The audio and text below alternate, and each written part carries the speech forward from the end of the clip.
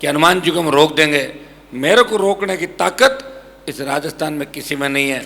मैं किसी समाज का विरोध नहीं करता, लेकिन मैं चाहता हूं कि इस राजस्थान में 36 कौम को उसका हक और अधिकार मिले। मेरी जाति का कोई व्यक्ति अगर अन्याय करता है, मैं उसके खिलाफ भी खड़ा मिलता हूं। आपको इस बात को भी ध्यान रखना चाहिए कि खाजूवाड़ा प्रकरण के अंदर शायद एक आध दोषी हमारे समाज का भी होगा उसके अंदर, तो वो भी मैं चाहता हूँ सलाखों के पीछे जाए। हनुमान बेनीवाल ने कभी एक कौम की लड़ाई नहीं लड़ी। और तो और इस इलाके में तो आपने घने निर्दलीय एमएलए बनाए, अलग अलग पार्टियों से बनाए, लेकिन इस राजस्थान में इतनी किसानों की तादाद होते हुए भी कोई किसान नेता खुद की पार्टी नहीं बना पाया।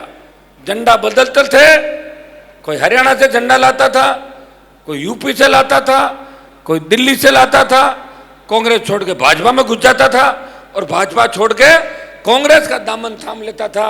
अगर इस राजस्थान के सम्मान की लड़ाई किसी ने लड़ी, नौजवानों को, किसानों को सत्ता का रास्ता अगर किसी ने दिखाया, तो नागौर के सांसद ने नई पार्टी बना के उसको मान्यता दिलाई और ये बोतल का चिन्ह रिजर्व कर दिया। ये वो बोतल है जिसके अंदर शुद्ध, स्वच्छ, पारदर्शी पानी है।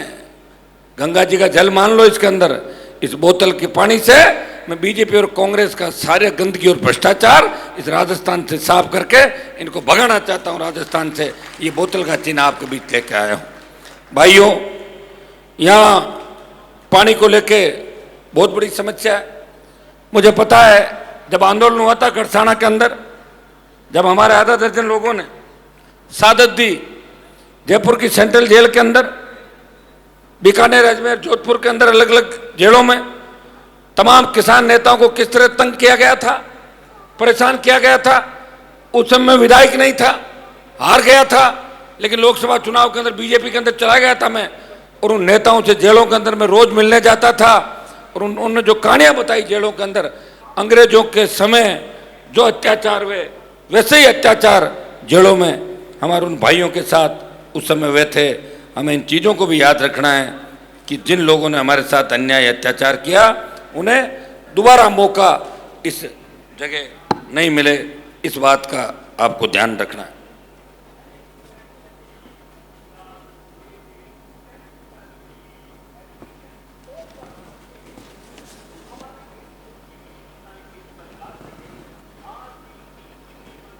हमारा नेरी क्षेत्र का इलाका है।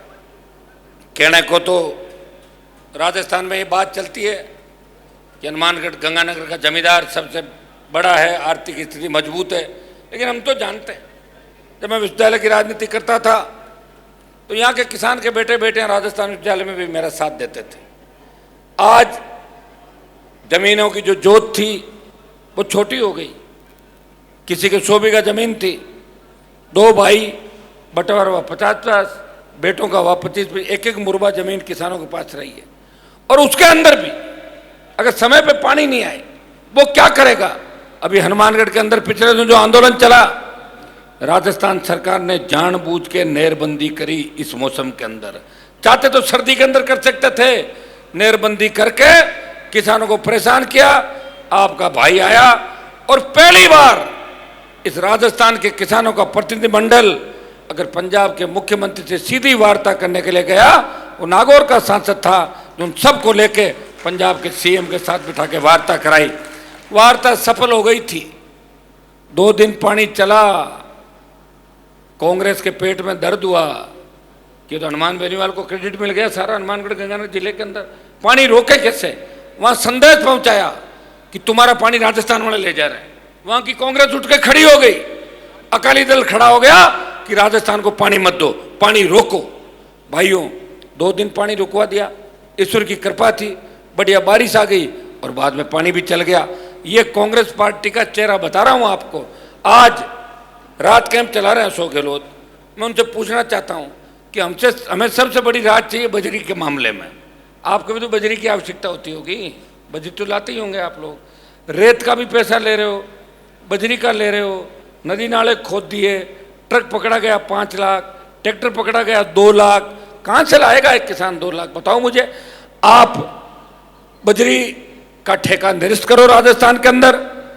हमें बजरी की mines, China clay, gypsum, sandstone, limestone जो हमारे खेत में निकलता है, वहाँ उसको माइंस का अधिकार दें, खनिज नीति में बदलाव करें। गहलोत जी, ये काम आपको करना होगा। इसमें भारतीय जनता पार्टी जो बजरी माफिया का आतंक है, चुप क्यों बैठी है?